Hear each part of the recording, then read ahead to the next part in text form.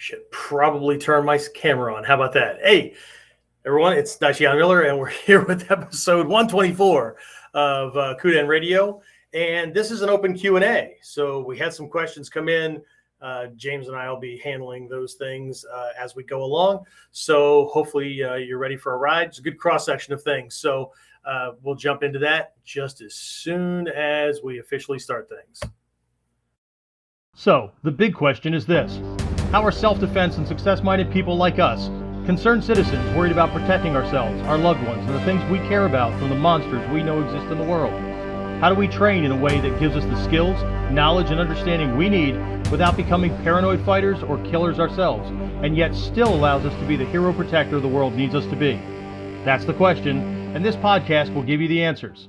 My name is Jeffrey Miller, and welcome to KUDEN Radio, real training for real people in a real world.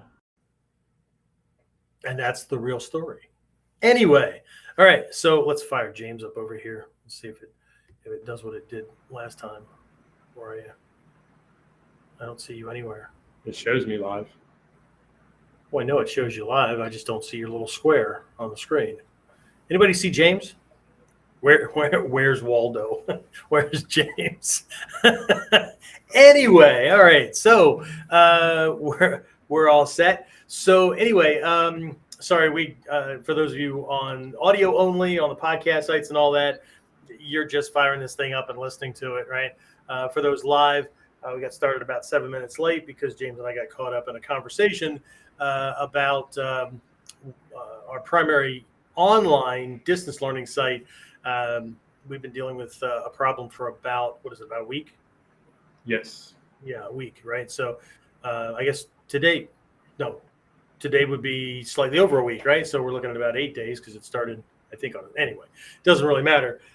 So we've got a host and a security company. Well, I think you finally straightened it out, right? You just did your thing. I think so. They're at least fixing things that need to be fixed, because for half the week, more than half the week, they were blaming each other. Right? We need them to do this. No, we need them to do.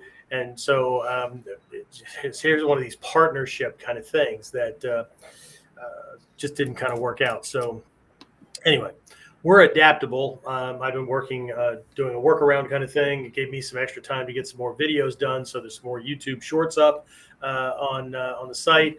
I'm going to be looking into firing up some things on TikTok. Anyway, TikTok. I know I've been averse to it because in my head there's a certain age thing to that, but I just found out that the average age, right, for TikTok, or average low end age, right, is 30, right? So it's 30 and older, right? So I guess the kids are on now, just like they did with Facebook a long time ago. Now it's like, TikTok is for old people, okay? And there's more and more educational content and all that kind of stuff. So I'm probably just going to be doing double duty with the YouTube shorts and getting more stuff over there. We'll see how it works out, because I want to get more information out to folks. So that'll be cool.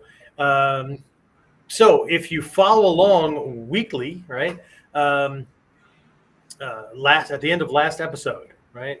I just got to toss this thing out there because if you leave me to my own devices, I have to kind of figure things out or come up with topics or whatever. And so I just kind of ended last episode with, what are your questions, right? So this episode will be all based on questions that came in. And I think we have 5, right, James? James is going to be like moderator, right? So he'll be reading the questions as though he's the person who asked it, right? But 5 of them came in. They're a good cross section across several different kind of areas. Some about history, some about training, those kind of things. I don't know how deep of a dive I'm going to go into each question, but I'll give it my best shot, and we'll take a look at things, right? At least one of these questions, that if I remember correctly, at least one of these has to do with a kami, right? Should provide more clarity or shed light on things where there could be confusion, right? People tend to argue over things or they get lost or whatever. And again, is it Phil Jones? Phil Jones sent me something. He's going through all the past, like the archive, right? All the past episodes and all those kind of things. So he's appreciating the clarity and all those kind of things, right? And for whatever reason, he likes the humor too, but that speaks volumes about his personality, right? So anyway, either Phil will get to it, just like a lot of you that are doing the same thing, accidentally or on purpose, where I talk about some of these things, right? We have to be careful what we believe to be true, or allowing ourselves to believe that what we've had access to is all there is, right? So for those of you who took advantage of I did put that out, right? The sample workbook from like module 2, right? Yes. It was a sample of the whole, or did we give them the whole thing? I can't remember. Just a sample. Sample of the mod 2 workbook. Yeah, because the mod 2 workbook is like 28 pages. So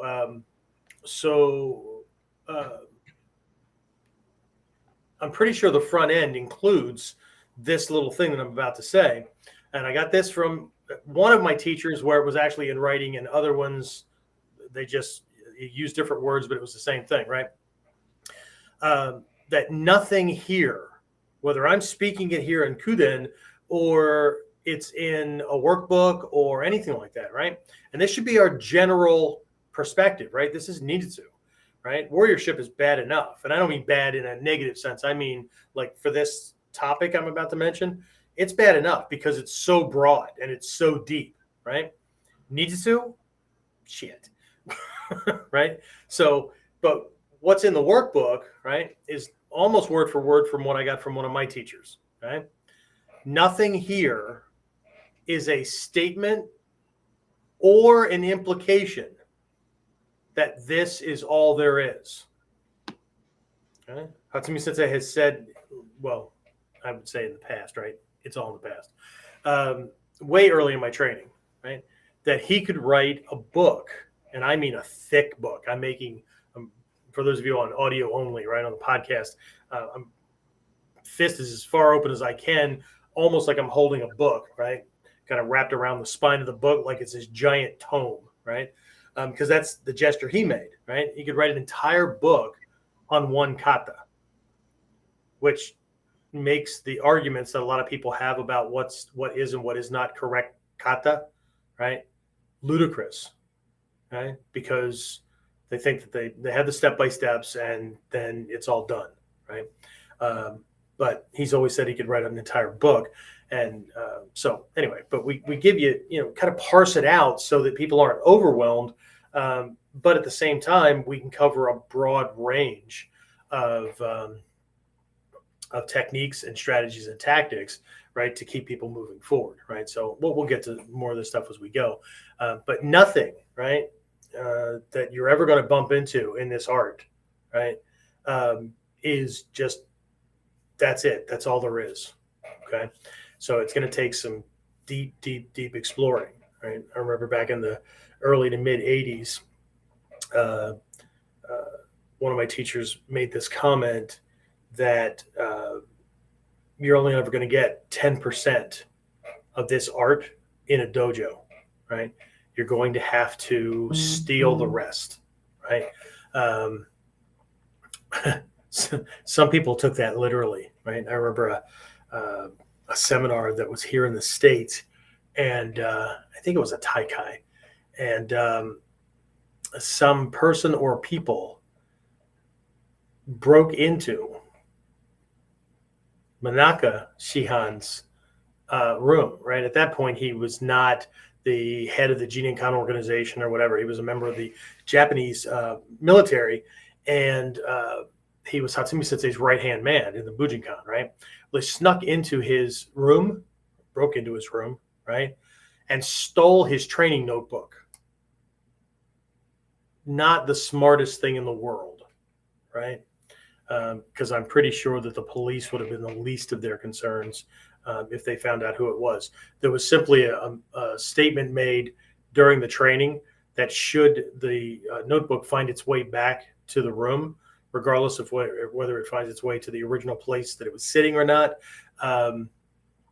then we could forget about the whole issue, right?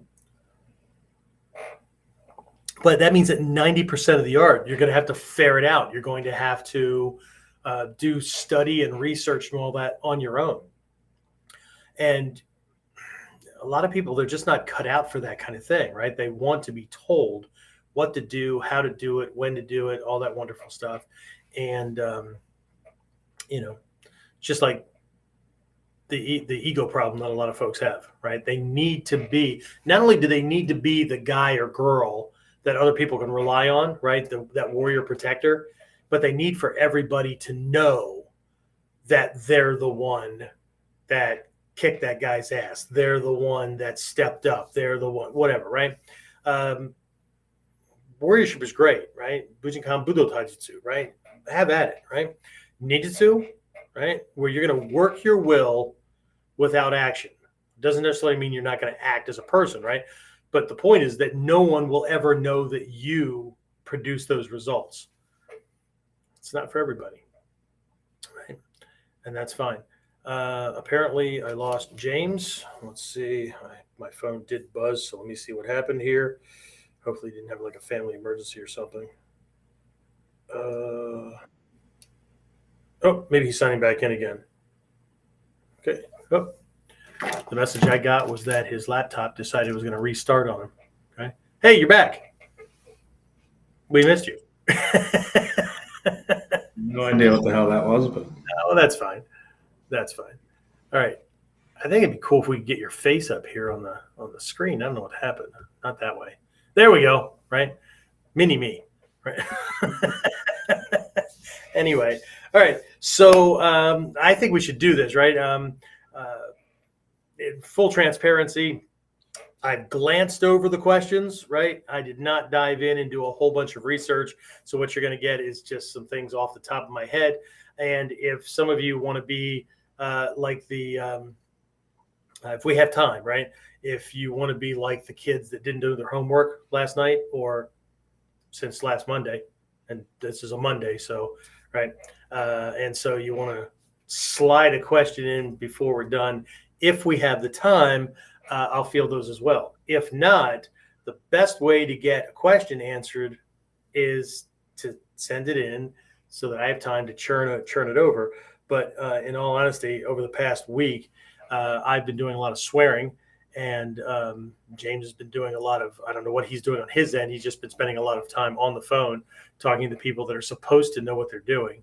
And so I've had to contact, what was that one game show? I had to make a phone call. I had to call a friend, right? The cool thing about having a martial arts school, right? Especially a ninja school, right?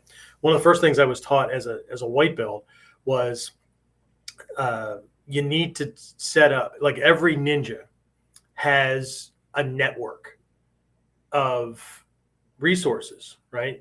People that you can contact. So you don't have to study everything, right? You can reach out and tap into some of these resources. Some you have to pay for, some they're your friends, right? So I'm tied into chiropractors and doctors and psychiatrists and engineers and mechanics and all kinds of things, right? So, made a phone call and tried to get some more clarity and, but either way, right? So anyway, all right, let's just do this, James. So you can pick them in any order. I don't care which one they are. Probably be easiest to get as many in as possible. Do the ones that you think are, I don't know, maybe I hate the word easier, but you know what I mean? That would be more just quicker to answer. That way I can get through several of these things and not get tied up with just one topic. Okay. And the ones that look like they're going to need more attention, maybe we can just hold that one or two of them for like a full on episode. Okay. I trust your brain. All right. What do we got?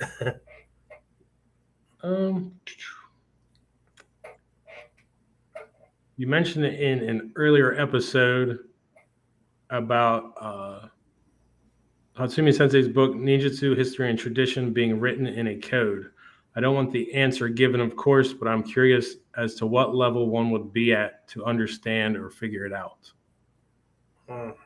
Okay. So I did read that one, and I don't remember. Right? I did not have sexual. Anyway, I don't remember ever saying that the entire book was written in code. Okay. I do remember saying the fictional work, Tolku, that Stephen Hayes had written, people need to read that, I don't know, 4 or 5 times, because there's all kinds of techniques and tactics and strategies and mindsets, all kinds of things buried in that, including things that are not even written, but the way the story is told, insight makes you look at that and go, holy shit, right? This whole story started way before, and this guy is able to do this kind of work because all this stuff was set up beforehand.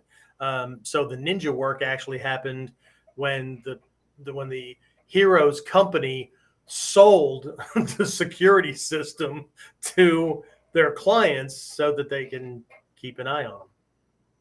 That's pretty slick, right?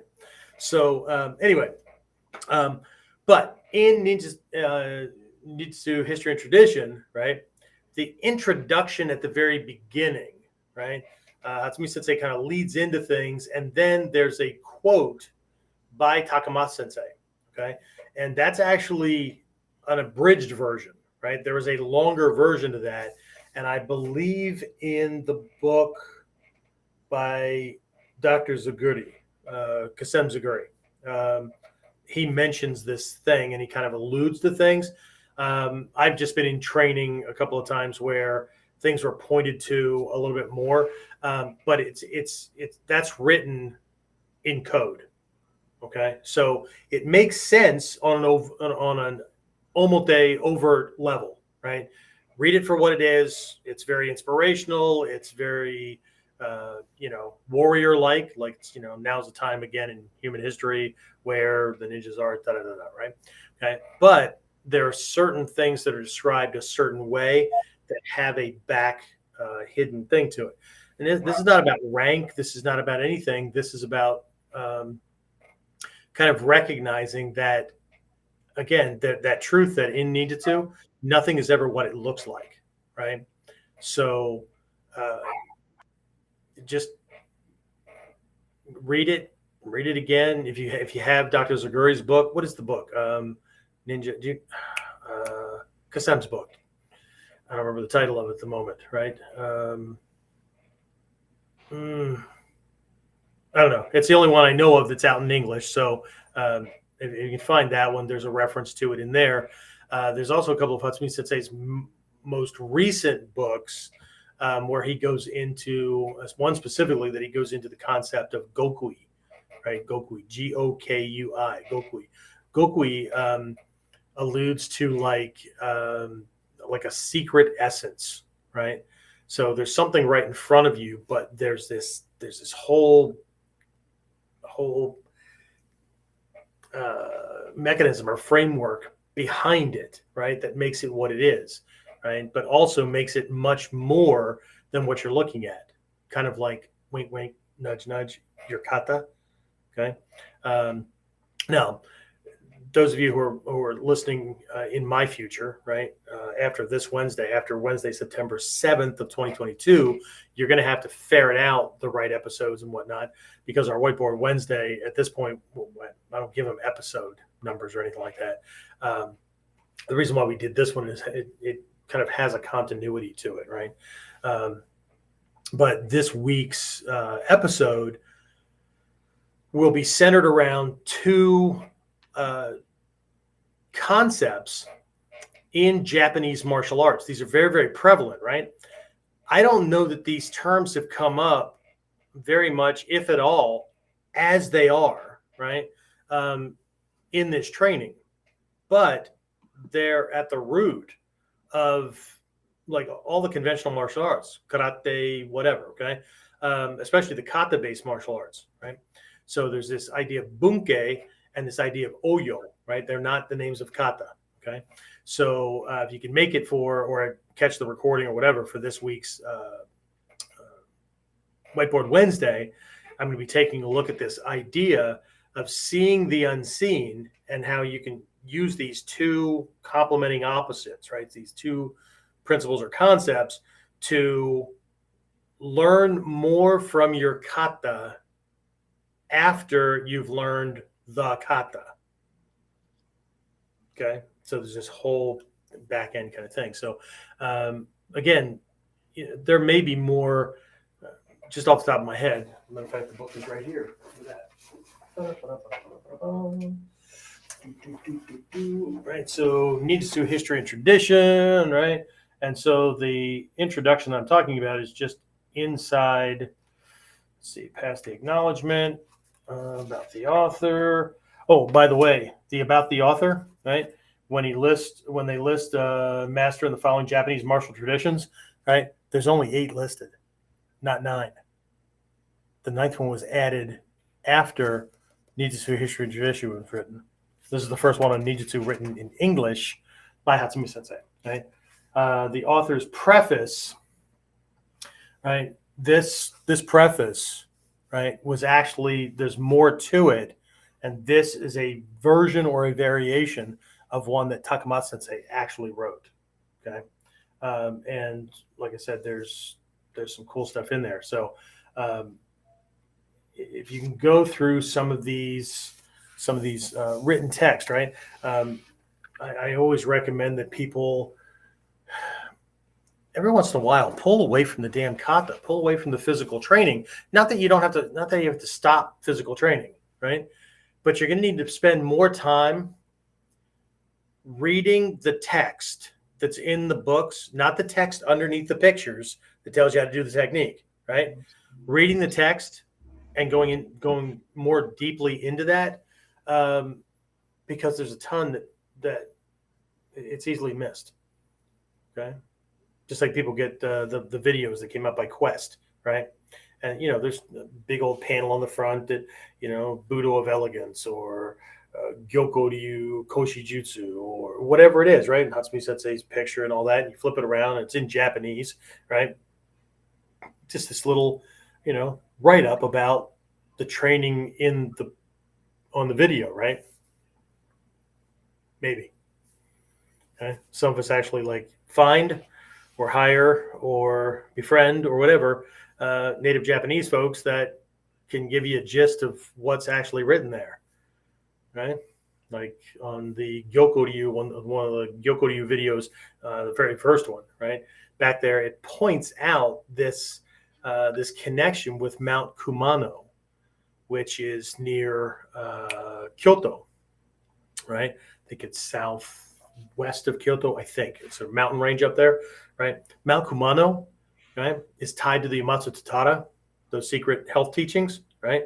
It's also the same mountain where the founder of Reiki had a divine intervention and discovered the secrets that became Reiki. Okay, so again, I guess we could use the same term, the same phrase, or the same wording that the Buddha used way back in the day, over 2,500 years ago, when he said that these teachings are for those with only a little dust on their eyes. Okay? I added to that years ago, right? Mud packs are going to take longer. Okay, so anyway, this is what it is. But it's not the whole book, right? Because the book, for the most part, is snapshots, but the front end and the tail end have a little bit more to it that maybe you should look into it a little bit more. I'm not saying they're codified, right? But what I really mean is that introduction, that preface by Hatsumi Sensei. Right? If you could find Dr. Zaguri's book and find his little write-up or discussion about that longer writing that Takamatsu Sensei did, that would be a good idea. But we're all grown-ups, right? You can do whatever you want. Okay. All right. Any questions or comments on that, or anything come in? Kasem's book is Ninja Ancient Shadow Warriors of Japan.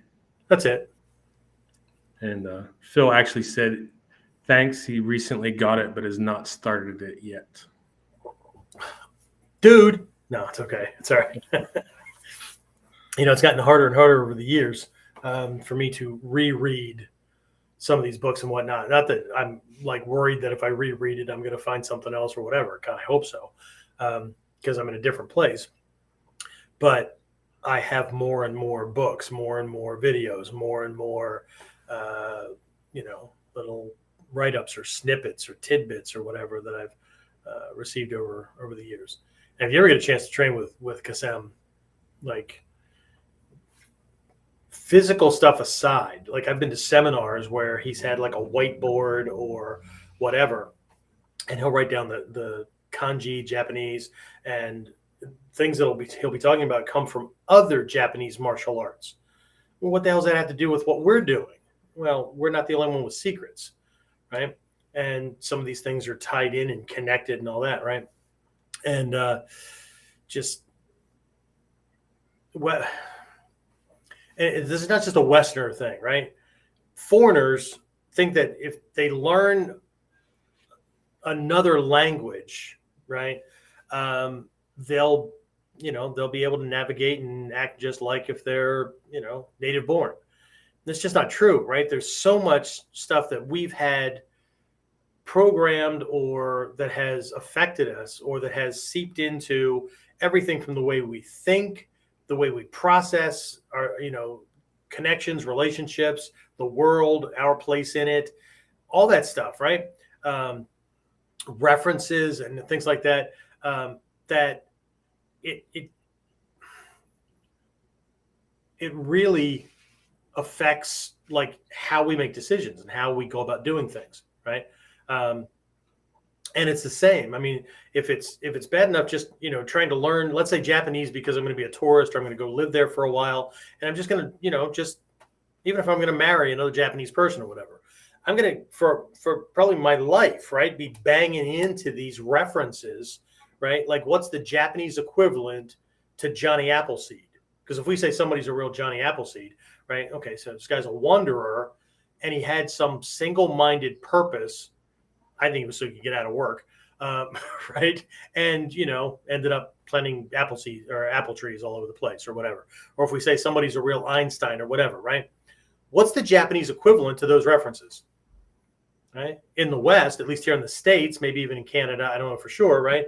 We say, if somebody it keeps sucking up to the boss at work, right? What do we call them? They're a brown nose, right? Because it has a reference to being so far up the boss's butt that you get the idea, right? But in Japan, that means nothing. Okay. In Japan, the equivalent is a rice grinder. Okay. So instead of doing this, right, they do this. Right? It's like a mortar and pestle, right? And it has the same meaning, but there's a whole lot more to it to even understand how that would have even came about, right? Because we can figure out the whole, oh, that's why somebody's called a brown nose. And if you didn't before now, maybe you'll have a better understanding of where that came from, right? But so here's the point, right? If that is difficult enough for somebody who goes from one culture into another culture, imagine what we face trying to translate references, principles, and concepts that are Japanese or maybe started in China or whatever, moved into Japan, and are unique to martial arts, to Budo, right? Then imagine having to go back era after era after era as reference points would change and dialects and all that kind of stuff, right? So it's not so easy, right? So I think it's funny when people step up, with their arrogant stances, right? That they know, right? Or they're regurgitating something Hatsumi Sensei said. Well, that's great. Okay, one, tell me in your own words, because that'll tell me you did your research and you understand. And two, tell me what your references were so I can go do the same thing. Okay. So anyway, all right. Hopefully that was helpful. Anything else come in about that one other than clarifying the, okay. All right. Number 2, what's next? You covered part of this on an earlier episode, but what was training in the 80s like in Japan versus now and or prior to Hatsumi Sensei retiring? Was there an obstacle course in Japan like Stephen Hayes and Robert Bussey had? Wow. All right. What was training in Japan like? Well, I can only go on, like in the 80s, I can only go on like from a third person perspective because things grew, right? Things didn't really blow up until the late 80s, early 90s when people really started to like, head to Japan, right? Not that there weren't earlier trips and things like that, but it was still fairly close knit, right? There weren't like thousands, right? Or tens of thousands over the course of a year showing up in Japan, right? Typically in the spring and the fall, because Westerners don't like to be there when it's cold or too hot, because I guess Mama Bear and Papa Bear are running things, right? Get it? They need to do the Goldilocks things, right? And that was actually a reference point used for a lot of folks, right? Well, the Goldilocks crew is coming in, right? And then there's no space left in the dojo because, right, nobody's going to be there when it's really cold. Nobody's going to be there when it's really hot. It's really uncomfortable. Yeah, the great thing about training when it's uncomfortable, there's fewer people there and you get more of the teacher's attention. Works for me, right?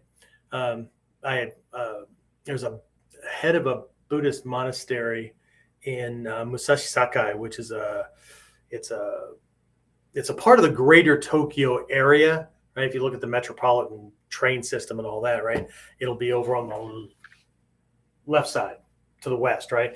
But that's not to scale, right? They drew that so that they can make the train lines nice and geometric and all that. But if you get one of the other maps that are like true to the geography, right, it's harder to read the train routes and all that. But anyway, Musashi Sakai, there's a temple over there that I take students to. It's called Jindaiji. And Jindaiji, reason I take them over there is because it's one of the only temples in the Tokyo region that was not destroyed by the bombings in World War II. So it still has the thick thatched roofs and all that. And there was this and we're not sure if the catastrophe was because of World War II or because of an earthquake, because Japan sits practically as earthquake central for the planet, right? But there was some kind of catastrophe, and what happened was a bunch of these people, monks and locals and whatnot, they had this Buddha statue, right? And they buried it, right? To keep it safe from whatever was going on, right? And it was lost, right? They believed that everybody that had any knowledge of where this thing was buried or whatever died in whatever the catastrophe was, okay? So it wasn't until, I don't know, late 90s, early 2000s, something like that, that they discovered this. They were renovating one of the temples, and they found this statue, right? So it's in its own little building and all that kind of stuff, right?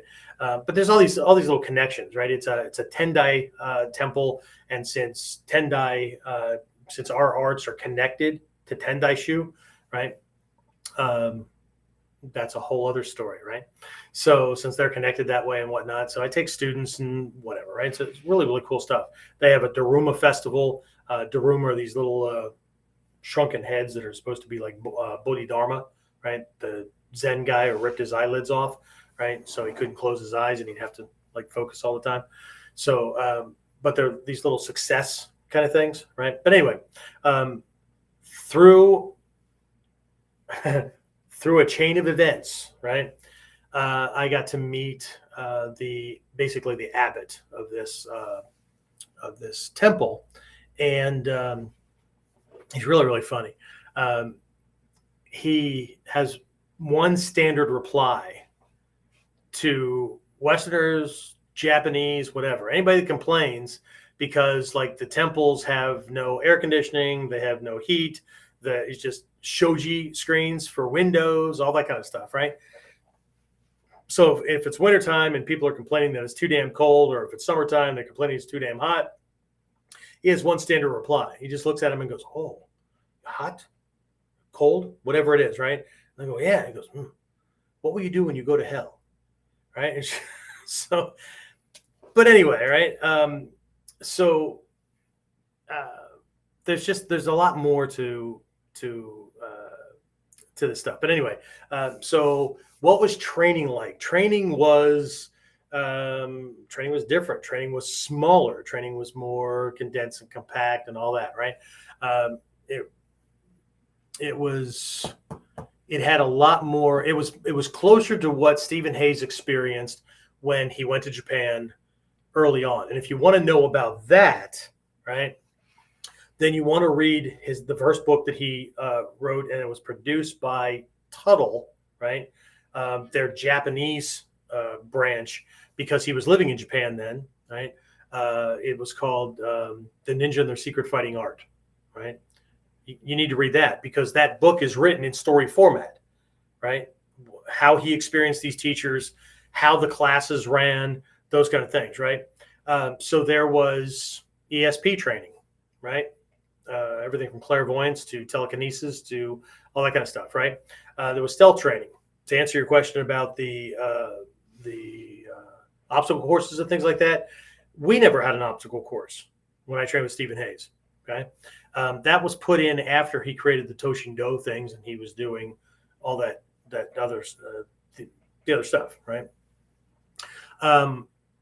What we had was we would do training and stuff, and we would go out to a local park, right? And let's say we're working on stealth walking, like koash, right, for walking on stones and gravel and stuff like that, right?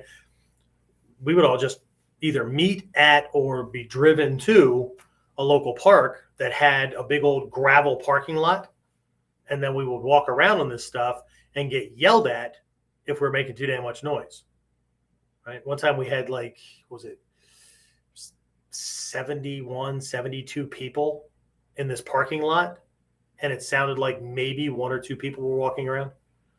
That was cool, right? But just got yelled at a whole lot that, freaking making too much noise, right?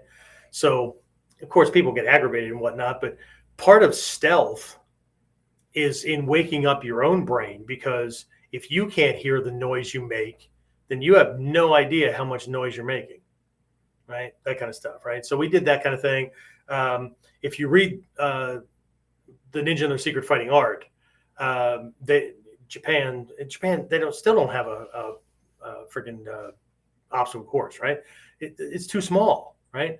They would go out to bamboo groves and work with saplings or whatever to do certain things. Some of that is shown at the very beginning of the first video that was put out by Quest on the Shinden Furoryu. So if somebody's pirated that and already thrown it on YouTube, well, then it'll be free and easy to find, right? This art has enough thieves, right? Don't do that same shit to Stephen Hayes' stuff, because he'll stick lawyers on you. Hatsumi Sensei typically has not, right? People should be freaking lucky. Anyway, so but at the beginning of that one talks about training with nature and around nature and all that, right? So nature was our freaking obstacle course, climbing trees and all that kind of stuff, right? But there was nothing set, right? But in the Ninja Their Secret Fighting Art, there is a story about them meeting for night training and sneaking into a private golf course that had security, right? And some cool things in there. But speaking of code, right, from that earlier question, you gotta just don't read the story, right? There's lessons in there. Okay. He was taught how to change how he processed the air that he's breathing in, so that the olfactory gland picked up on nuances in the air, so that you knew if there was a mud puddle in front of you that you were about to step in. Okay. Well, that's all great. Well, yeah, I read that, Sensei. Great. Have you practiced it? Have you gone out at night after it's rained, or after the weather's changed, or after a temperature change or whatever, and spent some time doing nothing but smelling or tactily, right, feeling the air. What's the air feel like on your skin? Those kind of things, right? So, and the more we do these things, regardless of whether you're ever going to use them for combat or not, the more we do these things, the more it wakes up certain areas of your brain because we're just wired for that, right? So, did I cover those enough? Did I miss something in that question? No, you didn't miss anything. I got the what was training like. I can't answer a lot of that. What I can tell you is that training got more, shit, for lack of a better word, placating along the way, because originally we just heard no a lot, and then it just got turned into, oh, very good, you understand, okay? Because part of this is needed to, right? If somebody goes in wanting to be told that they're the best thing since Swiss cheese had holes. Actually, I think all cheese has holes. But anyway, right? Then great. Not only will I tell you that, but I will also promote you, and then you have to pay for your rank. Anyway, but there's just, how is it different? People had to search it out. The biggest thing that was different is we had books and magazines with still pictures in it. I don't think the first videos came out until 1986. Remember, I got started in 1980, 81. I mean, like January. So we're talking, I was reading and then I was trying to do, right? But I think 86. And then they were very few and far in between, except for all the guys that came out of the woodwork claiming to have been doing ninjutsu for a long time. And we had jokes back in the day about them. Hatsumi Sensei, I think there were two references that I remember off the top of my head, and he was making a comment about these people that came out of the woodwork, right, and doing ninja, right? And of course, everybody that wasn't doing what we were doing, since most of our lineages are connected to the Iga region and the Igoryu, right, this umbrella kind of organization, right, run by Hanzo Hattori and some of these other guys, right? They would always claim to have been from the Koga lineage, right? These secret guys that are, hiding in the mountains and all that, right? They all told this one lone Western white guy all the secrets and to go ahead and spread it and everything, right? But there were several of these lone individual white guys that were told, right? And our question was always, why are they still living in secrecy if they're telling this one guy and he's supposed to spread the word, right? Anyway, so, and besides that, the Koga region, right? Go start exploring. But anyway, so where the hell was I going with that?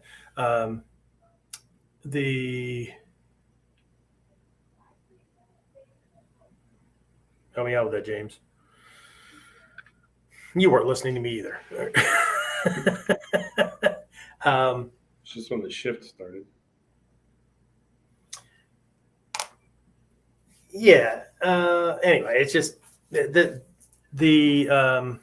arguments and all kinds of shit started. A huge shift, and there were multiple shifts along the way from the early 80s, right? And I can't give you times or whatever. I can give you for instances, right?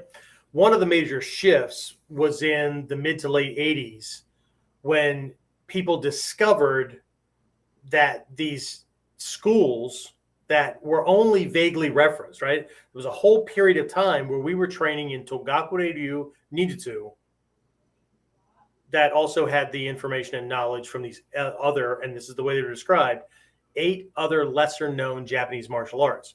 But if you think about it, Togakure-ryu was not freaking known until they started using the name, right? But there came this period where we called it the period of the kata collectors, right? Because suddenly, the internet was in its infancy. That's what I was going to say. We didn't have all this stuff, right? So we had magazines and all that kind of stuff. And if you wanted to get training, you had to freaking travel, right?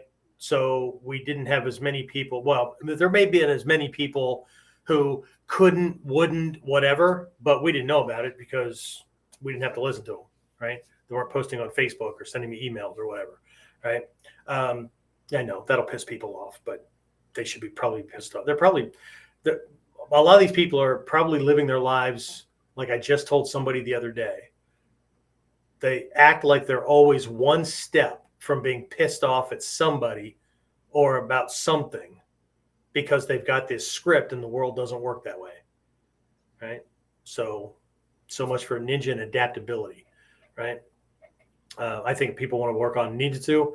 The first thing they should do is figure out how to get the training, because that's part of the mindset that you have to develop. You can't hang back and expect to be spoon-fed and think that you're actually learning ninjutsu. Ninja are problem solvers, right? And it's just very different. But anyway, then we had this period, like I said, of the kata collectors where people figured out that there's these kata, right? And then, like, for a shit ton of these people, training changed because it became all about the kata and no longer about what we were introduced to, which is the crux of ninjutsu, the principles and concepts that can look how many different ways, right? But as soon as they figured out there were kata, oh shit, like everything changed, right? And then there was this period where Hatsumi Sensei was trying to really expand the Bujinkan, right? So there was this one year, he said by the end of that year, he would have 300 Shidoshi. So 300 fifth dans in the art, right? And at that point, fifth dan was the top. And then once we had all these fifth dans running around, then he created 5 more dans. It was 10th dans, and we had a shit ton of 10th dans running around, right? And then he created 15th dan, right? And these extra 5, right? And then before he retired, and people can read into this all they want. I have 2 different ways of looking at it, and I don't want to discuss them at the moment. But then people got put into these positions as Daishihan, right? And again, you'd have to dive into the Japanese martial arts approach and understanding of Daishihan to understand references and those kind of things. So either way, but there were these little periods of change and whatnot. So we're about as far from the original way it was promoted, because in the early days there was a concerted effort by the 3 key instructors here in the U.S. and Doron Navon in the Middle East, and a couple of these guys, Bo Month in the Nordic countries, but anyway, there was this concerted effort to point out differentiation, and it had nothing to do with physical techniques. It had to do with everything from mindset to approach to way things were looked at, all kinds of things. I mean, it was one of the impetuses behind me creating that Ninja Mind program, right? So everything then started to crystallize, and then people started focusing on getting rank, and then it was just, so to go into all the little nuances about how it changed, we went from like bathing in the unknown and having to develop an intuitive sense to get this stuff to being spoon-fed techniques and variations of techniques that literally move people away from that different thing, right? Anyway, yeah, same to you. All right. Any questions or comments that came in on that? And again, I could be wrong about a lot of these things. Remember, this is from my perspective, in my position relative to certain teachers, both Western and Japanese teachers, and Hatsumi Sensei and all that. So I wasn't in every class to hear everything. That kind of, as long as everybody gets that, right? You're getting my take on it. but there was a lot of nurturing in the early days to recognize that that was reality as well, right? We were going to have to make this stuff relevant to our lives, make it so that we could use it, right? One of the biggest things, one of the biggest differences, and this just popped into my head, was one of the first lessons I learned as a white belt was it was going to be my responsibility to learn this stuff and create my own ninja organization. That then was fifth dan. Once you became a Shidoshi, you started your own organization, right? That, of course, was tied in, right? But it was going to have your flavor and all that kind of stuff to it, right? But it was about this ninja network, right? So if you have a node over here and you have a node over here and you whatever, right? You have this connectivity, right? Just like the ninja clans of the old days, right? And we were nurtured to become the one, or the, a group of people or whatever that would be making sure that this stuff made it to the next generation, the next generation, the next generation, right? And it's turned into, everybody became disciples and fans and groupies, and I'm not saying they're not learning anything. They absolutely have. Ninja, by very definition, have to be able to act and operate autonomously, right? In enemy territory, away from the group, because they would have been hired to work for some other group, right? To do things and be able to just be okay being themselves. Way too many people these days need freaking validation, and it needs to be known that they're a member of this group or whatever, right? And in the words of one of my business mentors, people need to be liked too damn much. And that stops them from getting the kind of training and becoming the kind of people that this art is supposed to be creating. But hey, that's a business mentor, right? I mean, that has nothing to do with martial arts. So just ignore that part, right? Because, success is branded. So anyway, now I'm going to get indignant. Sorry. I apologize. Anything come in? I saw a couple of things notifications flash across my screen, but I didn't read them. Questions, comments, complaints? Bobby Murphy asked, how do we get back to the basics in your opinion? I've tried to not leave them. Some of us have tried to not leave them, right? While everybody else was saying Budo Taijutsu, there are a couple of Japanese instructors that I've always trained with that have never stopped using the term ninjutsu, ever. Ninjutsu, Nimpo Taijutsu, whatever, and focusing on these things, right? Even when it wasn't fashionable. So I do my best, right, to do those things. So, but what it really comes down to is you have to decide what it is that you want, and then find a teacher that's doing that thing. Hopefully, right? Okay. I think we have time for one, maybe two more. Depends on the question. That one took longer than I thought it was going to take.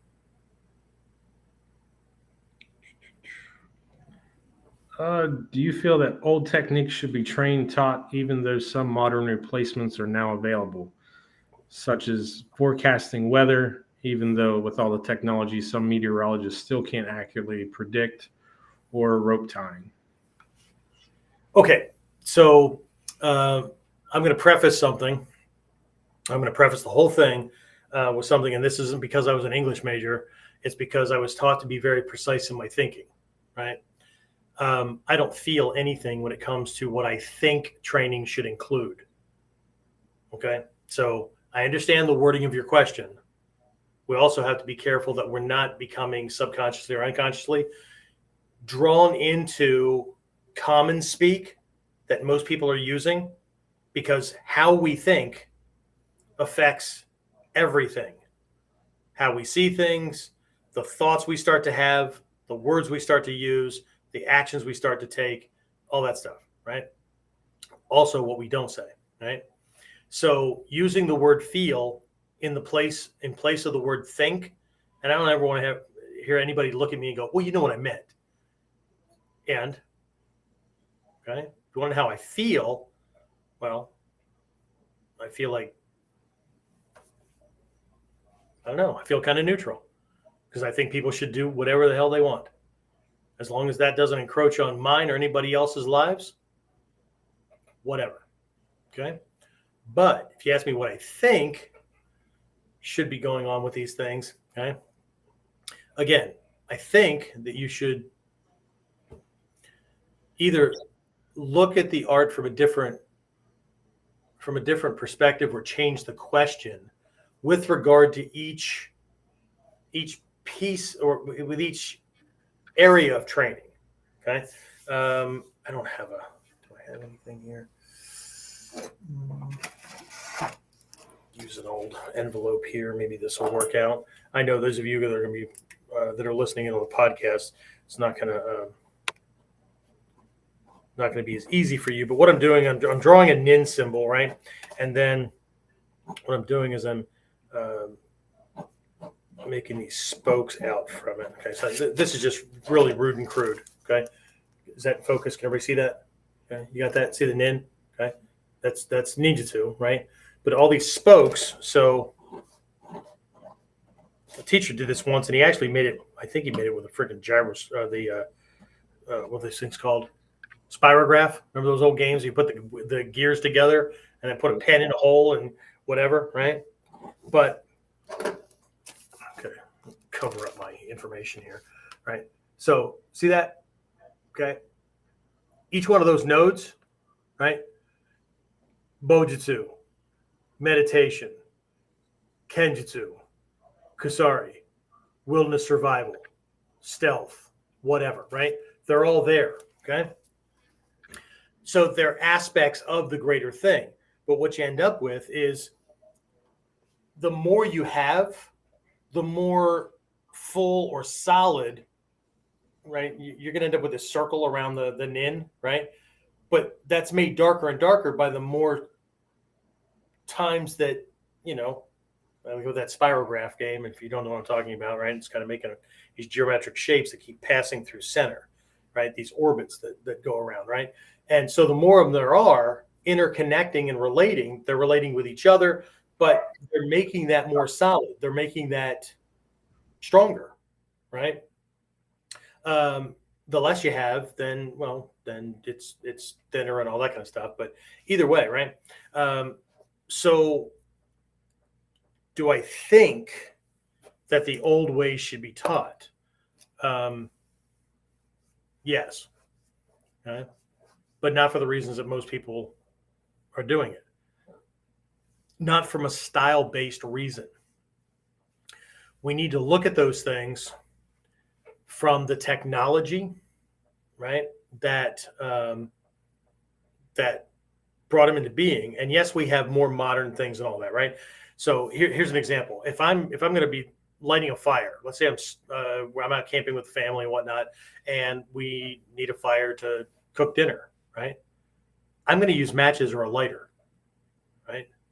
Magic ninja tool, okay?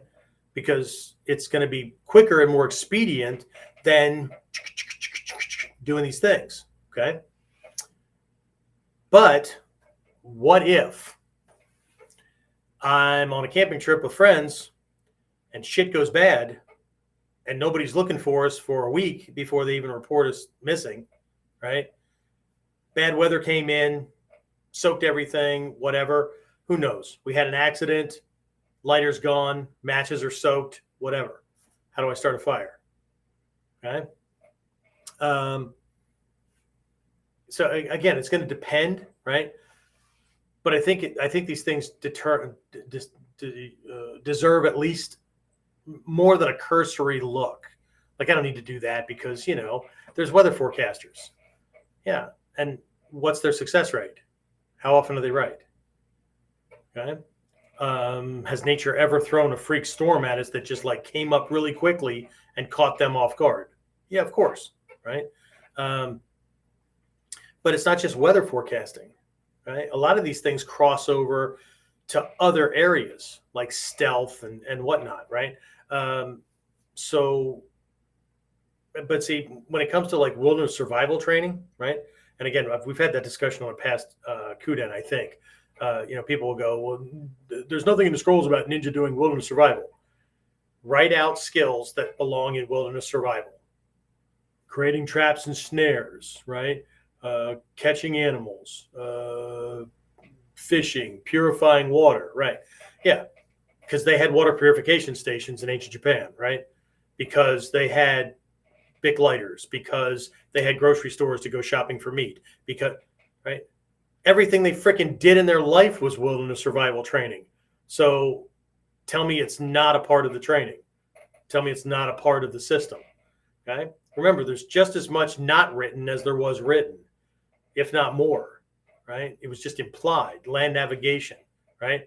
How do I get from the little village on the top of a mountain to that region across, 200 miles from here to this clan headquarters that hired me? How do I get there if not by reading the sun and learning land navigation and all that kind of stuff, right? I tell wilderness survival guys that come to me for consulting, right? Why do you teach all these water purification methods when I got my straw, right? I bought this straw, and it's good for whatever. I can stick it right in a friggin' creek and drink it and it'll purify everything. Mm-hmm. How long is it good for? How long will you need it? Right? What happens if it gets damaged? Okay. So when it comes to those kind of things, those old school things, I approach those, and this is a Jeff thing, right? I approach those things from a caveman perspective. What that means is if I'm naked except for a pair of underwear, I have a benefit because I can turn that material into strips for lashings or whatever. I don't have to make rope out of grass, whatever. But the more skills I have, the better off I am. Now, people would assume, well, I don't go camping, I don't travel, whatever. What are the chances of me needing water collection and purification? Let me tell you a story. Okay. The year before I moved into the area where I'm living, okay, there was a major flood. And where I originally moved to, right, there are two rivers, two branches of this river. Like they literally go around the landmass and then come back together again farther down, actually right off the point of this area called the island, right near us. The whole area flooded. And within like a day and a half, 2 days, all the convenience stores, all the grocery stores were out of food, out of supplies and whatnot, because people ate shit and didn't have stores in their house. So they all ran out to get stuff. Okay. Well, the flooding got so bad that gas was cut off, electricity was cut off, and they were surrounded by water. Well, that should be pretty easy. You're surrounded by water. Yeah. That has fuel in it, that has, who God knows what in it. Okay.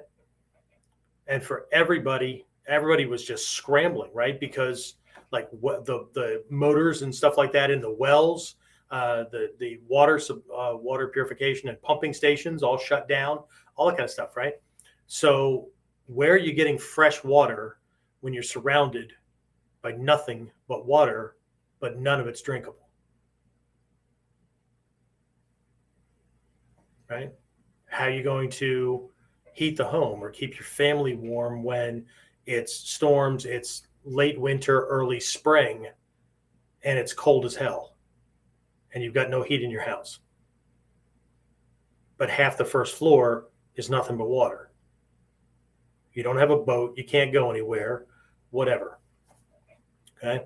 So don't ever think that just because you don't go camping or you don't travel or whatever, you're not going to end up in a wilderness survival situation. These people, look at some of the recent floodings, right? Had it not been for like vets and companies or whatever that are more prepared for emergency management now to get cases of drinkable water to people in a flood zone. Well, that's great. Okay. What's your plan for rationing things? Right.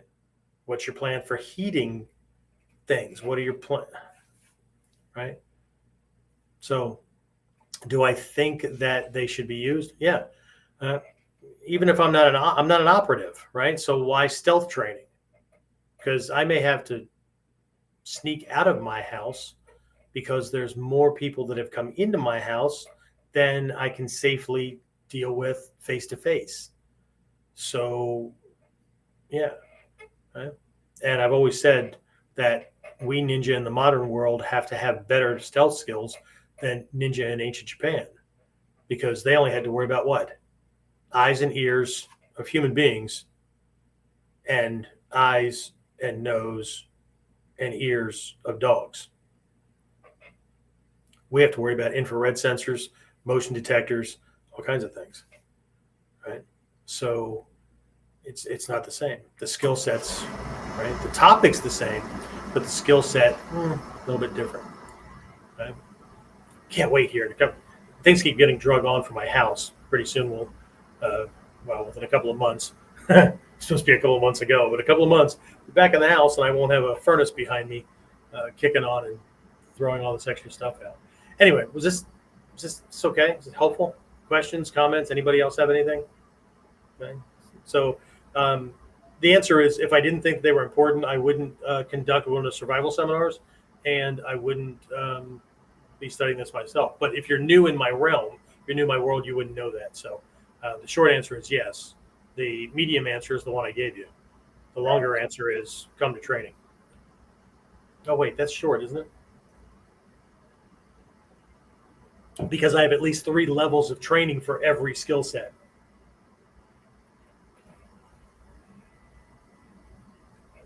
There's 3 realms when it comes to that kind of training, right? There's every day, right? I'm just a civilian. I got stuck in a bad situation, or not even that, right? I'm just a guy, right? I'm just training and whatnot. So I go out to this area or go to my backyard or whatever, right? And I pick a fire lighting method. I pick a fire structure, blah, blah, blah, right? And I practice making a fire. Doesn't matter what structure I use. Doesn't matter the fire lighting method. None of that stuff matters. What matters is skill development, right? So that's neutral. But then I have an emergency situation, okay? So when it comes to fire lighting, where am I? What's the weather been like? Whatever. What kind of structure? We teach 9 different fire building structures, right? So what type of structure? It's going to be contextual based on what I need. So I need a big old roaring bonfire. Do I need concentrated heat because I'm cooking something? Do I need? Am I short on fuel? Either because it's all freaking soaking wet, which requires 2 types of structures, right? 3 types of structures, sorry, right? Or I'm just in an area where it's arid and whatnot, and literally there's just not a lot around, whether it's dry or not, right? So what structure is best for that, so I can conserve and not burn it all up at one time, right?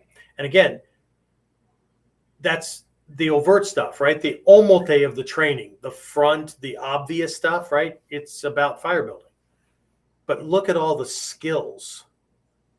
Look at all the mental things that are being developed for assessing and coming up with the right answer, more than just, well, I'm going to pick one of 9. I'm going to pick one of 5 different fire lighting methods. No. Right? This is constantly practicing to develop a mind that can very quickly assess, know, and execute. Right? Because the fire lighting skills, all those things together, that's a kata. People need to learn to see things as kata, not forms, examples. Because eventually you're going to have to transcend the examples to be able to create the answer on the fly from the fodder of all that you learned. And I'm going to stop talking about this stuff because I think we've got time for one more. and it better be a short one. Anyway, what else do we have? Because you and I have a meeting. We've got to get this freaking website thing fixed. It's pissing me off. Anyway, You got 2 questions left. One's on Kamai and one's on history. let's do Kamai. So, one of your recent KUDEN episodes, you mentioned Stephen Hayes' book, The Ancient Art of Ninja Warfare. So, naturally, I ordered it. After reading through it, I noticed a picture of Waki no Kamai.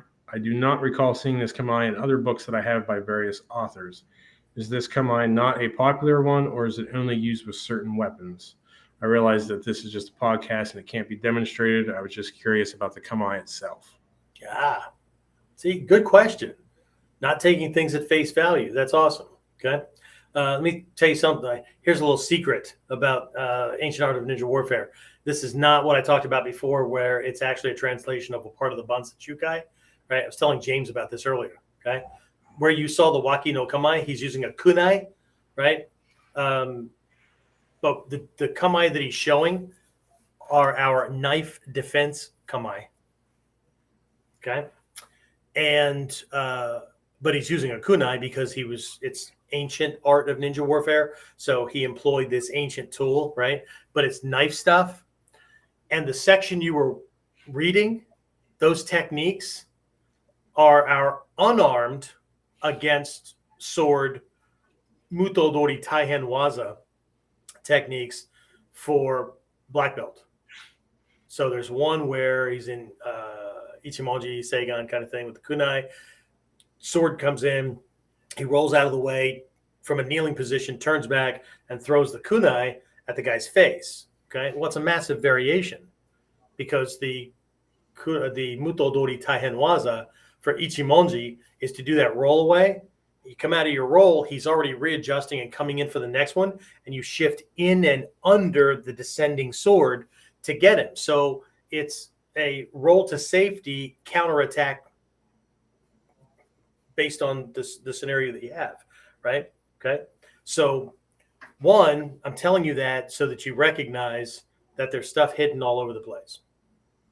2, I'm telling you that because I mentioned that the kunai was used because it's Ancient Art of Ninja Warfare. That's the title, right? But they were knife defense kamai. So the kunai is being used in place of a knife. Kunai are not sharp. Okay. So there's the switch, the segue to knife. 3, the knife material in the Bujinkan does not come from any of the 9 schools. It comes from the Musashi Ryu, right? The Musashi school. Okay. So Waki no Kamai was this Kamai used by the Musashi school. There are Aikijutsu schools or Aikido schools or Kendo schools that have the sword down at the side, right? Pointing back, but the edge is forward, right? That is also known as Waki no Kamai, right? Sometimes Waki no Kamai is known as Kin no Kamai. There's all these different variations and whatnot. Kamai of light, Kamai of the earth, that kind of thing, right? So part of the problem could be that we're trying to find an answer within a bottle or within a specific box, or we've got 9 boxes. So we're looking through these 9 boxes, these 9 file cabinets for another reference of this thing when the reference is actually outside those 9. Because again, people keep pigeonholing themselves to the fact that Hatsumi Sensei had soke ship in 9 schools. Yeah. And what about all the other schools that he had Menkyo Kaiden in that are naturally a part of the Bujinkan? What about the Kodyu, these smaller schools, or they were schools in their own right that were integrated or absorbed by other schools, like the Ito-ryu that was absorbed by the Kukishinden school. Actually, the Kukishin school, because Kukishinden, the den at the end, right? When Takeda Sensei gave the Kukishin school to Takamatsu Sensei, he added the den, identifying the Takamatsu branch. Right? And he didn't just give Kukishin Bojutsu, Kukishin, whatever. And I've seen the certificate, the license that Atsumi Sensei has, right? Has these 5 columns of kanji, okay? And it has this Takeda Sensei's stamp, okay? He was not given Kukishin Daken Taijutsu, Kukishin Happo Hiken Jutsu. He was given Kukishin Bujutsu. And there are 5 branches, 5 main areas. The Kukishinden encompasses all 5 branches. Okay, that's for another thing. Doesn't matter.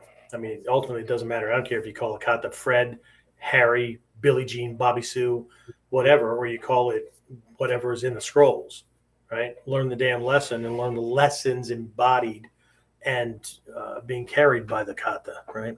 Same thing with the names of the schools. Everybody runs around memorizing all this shit that absolutely doesn't matter until you hit a point where, okay, I've learned the omote, the obvious stuff, and now Uda. What could possibly be a part of the Uda, right? The hidden, the backside, right? Does the name point to anything? Does the, right? And you really start to dive in and explore stuff that most people, that's not a part of the style, man. It's not important. Right? I don't know. Hatsumi Sensei thought it was important enough that he taught it on a regular basis. Maybe he thought some of us might actually, right? Anyway, so waki, right? Here's the short of it. If you know Heito no Kamae from your bow work, right? Heito, as a matter of fact, I just released a video on the general Bujinkan staff Kamae, right? Generally speaking, from the Kukishinden school, but remember that we have 9 schools, therefore we have 9 different approaches to Bojutsu. So 9 different approaches to sword, right? So, but Heito, right, with the staff, right? The word Heito means to sweep or to mow, like mowing the grass, like these big old sling blades they used to have, right, for mowing things down, that kind of thing, right? So everything's back and you're just waiting for that big opportunity, right? But in our sword work, right, we have Ryusui no Kamae, right, where it's behind us. It's kind of like a gate on where you could be searching behind you as you're backing up or whatever. But that's the Heito of the sword work, right? So Waki, right? Waki, Heito, Ryusui, they all violate the primary principle of weapon work, which is to keep the weapon between you and the bad guy, right? So here's either this what if of I just did this swing or whatever, trying to just finish this guy off, missed, or I did hit him, and now I've overswung and the weapon's in this bad place, and bad guy number 2 or bad guy number 1 is still there and coming, and I'm going to have to operate from here, right? Same thing with a knife.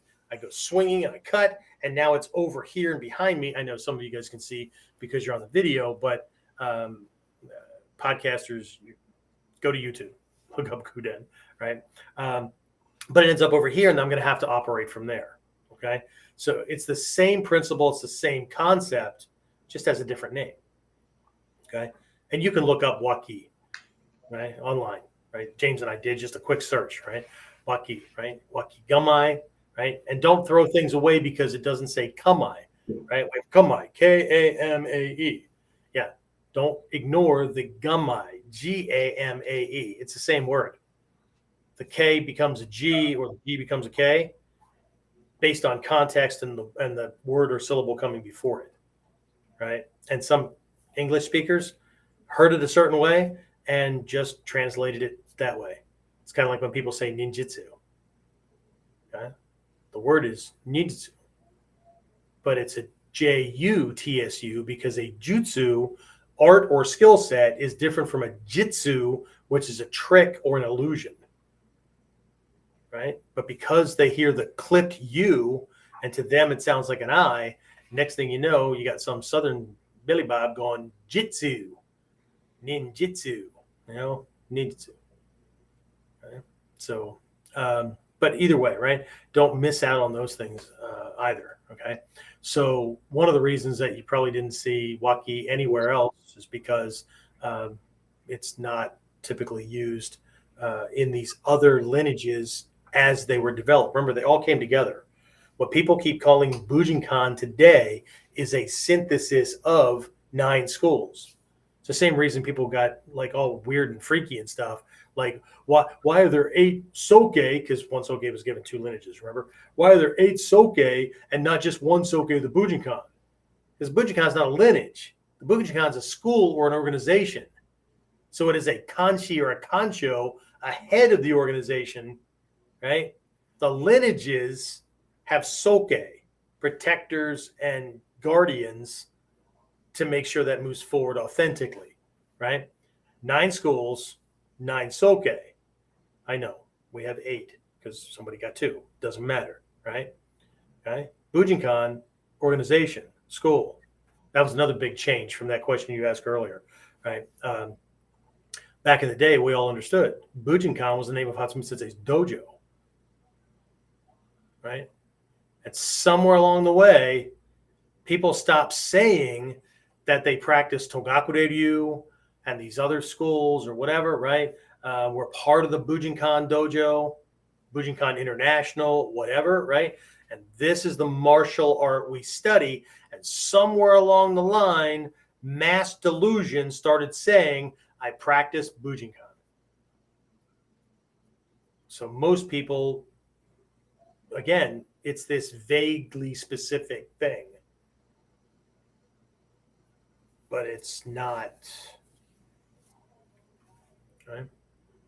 What is the Bujinkan? Again, to most people, it's these 9 schools.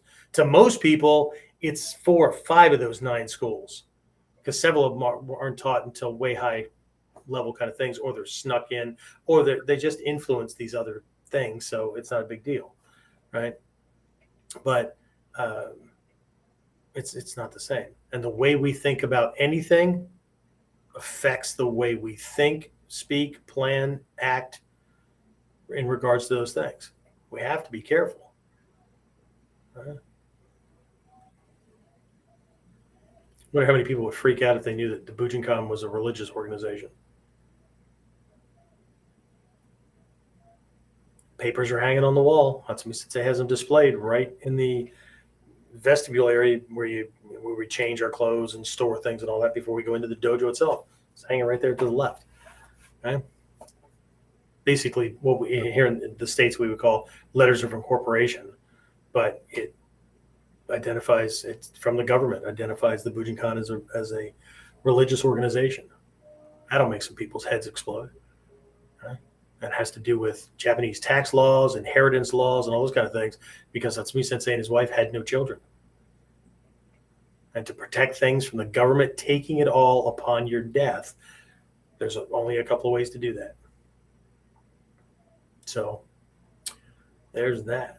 But again, if people don't do any study outside of which kata's which and what lineage and scroll does it go on, then they're going to assume things, make shit up, all kinds of stuff. And I certainly don't know everything, right? And before I assume anything, there's some people that are connected or whatever that I'll either go do some research, or I'll lurk on some of these Facebook things or forums or whatever, just to see what people are talking about. Because that's what ninja do. Shh. All right, so we'll save that other one for another day. So let's do this. Let's just take a couple of minutes. Questions, comments about anything that I covered, or anything. James is watching. I'm not. I can't see the page. It's to protect the YouTube video, because in the beginning, assholes were hacking things and putting crap up on our feed. Anyway, anything, James? Do you have anything? Questions, comments, anything you want to toss on top of it? You've been out in the ninjutsu world, seeing the stupidity that people put up, or the arguments they have, or everybody trying to be like top dog. Right? I live by a hard, fast rule. I call it my master's creed. Right? The day I cease to be a student is the day I'm no longer fit to be a teacher. So I'm constantly working through this stuff. And I don't know it all.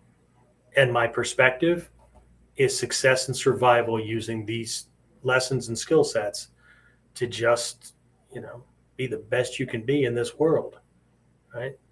And to make sure that you can stay in the world, because you can't do good in the world if you're not in the world, right?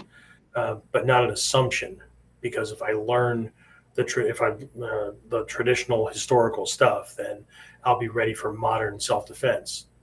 Shit, if the founder of the Tagagi Yoshinryu got his ass handed to him by what was then a modern fighter, and he was already a master of this traditional thing, who the hell are we to think that, we can ignore what everybody else in the world is doing, and we'll just keep practicing against ski and front stomp kicks and spears and swords and whatever, straight line attacks and whatever.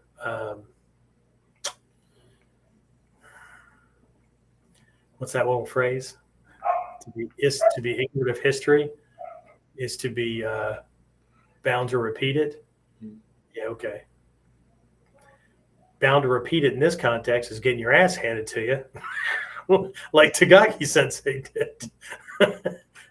And he was lucky. He was lucky he didn't get killed, because back in those days, freaking got killed, right? Losing a fight was not something that a lot of people could talk about. And if he didn't do it, depending on the social class you were in, you might have had to go home and whip out that ceremonial dagger and get your best friend to lop your head off before you cried out.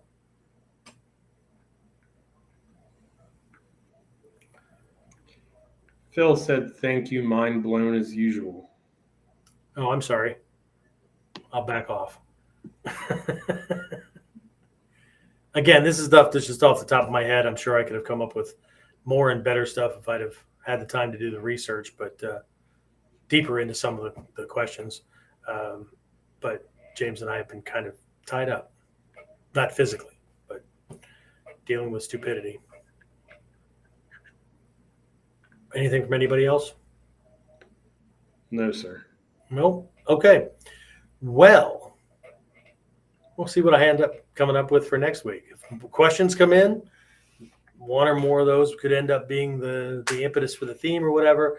But at the moment, what I saw was, of all the people that encountered things, we've seen how many, we see how many views the thing gets after it, how many people are on it, how many people stay with it, whatnot.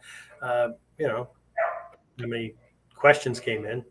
I was surprised that Josh didn't send anything in. Josh is usually my question guy, right? And Chris must have missed it because he said some medical things going on. So anyway, okay. So we're going to go ahead and wrap this up, and we will talk to everyone again next week on our next episode of, what is this? Oh yeah, KUDEN.